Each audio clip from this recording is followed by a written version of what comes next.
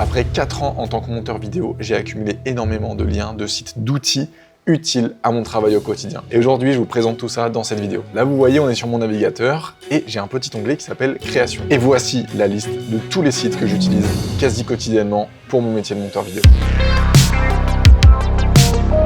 Premier site, Motionimo. Il y a une époque de ma vie où je m'intéressais beaucoup au motion design, et ce site justement, il répertorie des inspirations, des tutoriels, des typographies, des plugins, bref, toute la panoplie qui fera que vous serez un bon motion designer. Donc si vous voulez rentrer dans le monde du motion design, c'est par cette porte qu'il faut rentrer. Alors c'est vrai que moi pour mon job, j'utilise quasiment jamais, mais c'est hyper intéressant pour avoir des inspirations lorsqu'on veut créer des assets pour ses clients. Et ils ont même une banque d'expressions, c'est simplement des scripts en JavaScript que vous pouvez copier-coller dans vos séquences After Effects. Et généralement c'est assez barbare, donc pouvoir les copier-coller depuis un site unique, c'est vraiment cool.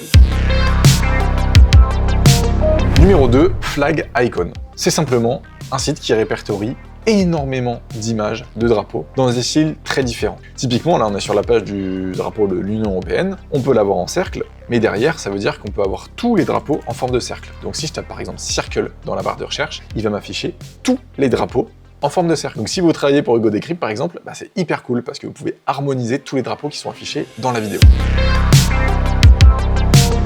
Numéro 3, Jiffy.com. Alors ça, c'est encore un site qui a été très utile à l'époque où je faisais des montages et que j'avais besoin de beaucoup d'illustrations, mais c'est simplement une page qui répertorie énormément d'emojis en 3D avec un style un peu pâte à modeler. Alors il y en a certains qui sont vraiment cheap, voire même complètement inutiles, genre celui-là. Mais par contre, il y en a certains, comme le pouce par exemple, qui peuvent être très utiles dans des illustrations ou des vidéos qui en ont besoin. Et en plus, c'est génial parce qu'il y a un fond transparent, donc vous n'avez plus qu'à les importer directement dans la vidéo, il n'y a pas besoin de les détourer ou d'avoir un fond vert, etc.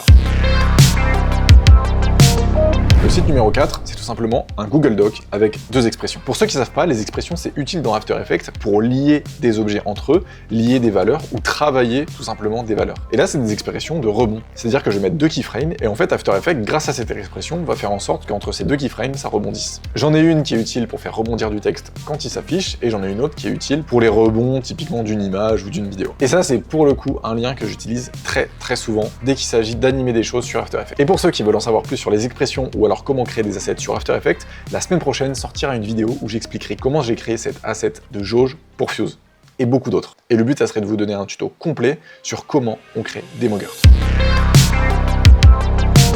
Numéro 5, pour tous ceux qui veulent faire des cartes, ce site est absolument génial. C'est Google Maps, mais avec des couleurs différentes. Donc là, on a la carte Google Maps de base, et derrière, ils ont modifié le code pour afficher des couleurs incroyables. Donc là, on a par exemple la map aubergine, qui permet d'avoir une couleur un peu bleu-violet, on va dire. Derrière, on a les océans tout bleus avec les cartes en teinte de gris. Et ce qui est encore plus génial, c'est que là, c'est centré sur New York, mais dès que vous agrandissez la map, vous pouvez vous balader partout sur la Terre. Donc vous pouvez prendre des captures d'écran et harmoniser les cartes sur toute votre vidéo. Le seul bémol que j'aurais à dire, c'est qu'on peut pas personnaliser les cartes. C'est-à-dire que là, vous voyez, si je veux pas afficher Versailles ou afficher les numéros des autoroutes, je peux pas. C'est obligé d'être comme ça. À moins qu'on aille toucher dans le code de Google Maps, mais je l'ai jamais encore testé. 6e site, simple, efficace, YouTube Thumbnail Downloader. C'est simplement un site qui vous permet de télécharger n'importe quelle miniature en très bonne qualité. Et le pire, c'est que si vous le combinez avec Copypasta, vous n'avez plus qu'à faire clic droit, copier et le coller directement dans votre timeline. Ça vous évitera de demander 50 fois à votre client de vous envoyer une miniature, alors que vous pouvez simplement la récupérer en très bonne qualité sur ce site. Prochain site, Clipbase. Alors là, c'est tout con, et je vais vous faire un exemple très parlant. Dans la barre de recherche, vous mettez n'importe quel mot-clé, par exemple, moi je vais utiliser Alex, et là, ça va me sortir tous les clips où le nom Alex est prononcé. Et on peut faire ça avec énormément de mots. Genre par exemple, salut. Donc voilà, si vous avez besoin d'utiliser des passages très précis d'une vidéo ou de trouver des phrases exactes, ce site peut clairement vous aider. Prochain site, Vocal Remover. Vous importez une musique dans ce logiciel et il vous enlève les paroles. Typiquement, on a cette musique sur Epidemic Sound qui a des paroles. Et parfois, on n'a pas la version instrumentale, mais on aimerait bien l'avoir. Alors on va dans Vocal Remover, on importe cette musique, et en quelques secondes, on a séparé la musique des paroles. Et là, on peut écouter n'importe quel passage, il n'y a plus de paroles.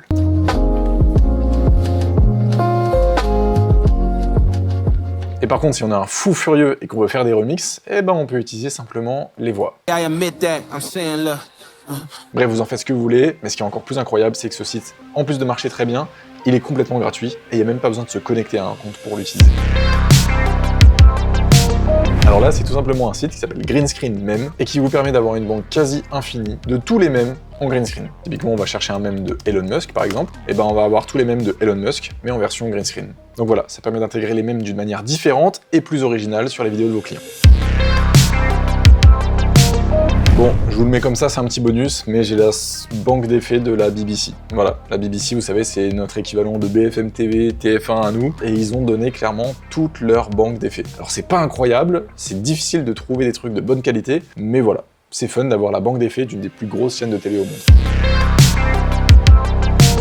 Prochain site, on est un peu sur le même thème que télécharger une miniature rapidement. Là, on va chercher des commentaires YouTube rapidement. Je vais simplement coller le lien d'une vidéo YouTube dans la barre de recherche et ensuite je vais chercher des mots-clés. Encore une fois, Alex. Et là, ça m'a affiché soit les personnes qui s'appellent Alex dans les commentaires ou alors le mot-clé Alex qui est contenu dans le message du commentaire. Et là, vous vous demandez peut-être ce que ça apporte. Bien, pour avoir des retours sur une vidéo ou alors pour retrouver des commentaires officiels hyper rapidement, c'est hyper utile.